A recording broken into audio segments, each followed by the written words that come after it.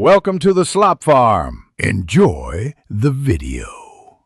In this video, I will explain how to use Max Hypercharge. This innovative technology significantly boosts your device's performance, often by up to 50%, for critical tasks. It intelligently allocates resources, ensuring a smoother and more responsive experience when you need it most. Understanding its core function is the first step to unlocking its full potential and optimizing your workflow. We'll cover the fundamental principles that make it so effective. To activate Max Hypercharge, first ensure your device meets the minimum power requirements, typically a 75% battery level or connected to a power source.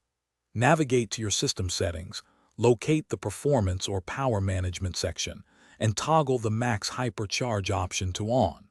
A confirmation prompt will usually appear, asking you to confirm the resource allocation. This process takes only a few seconds to complete. Maximizing your hypercharge experience involves strategic usage. It's best deployed for demanding applications like video editing, large file transfers, or intensive gaming, where you'll notice a significant performance uplift, sometimes reducing processing time by 1/3. Avoid continuous activation for routine tasks, as this can lead to increased power consumption.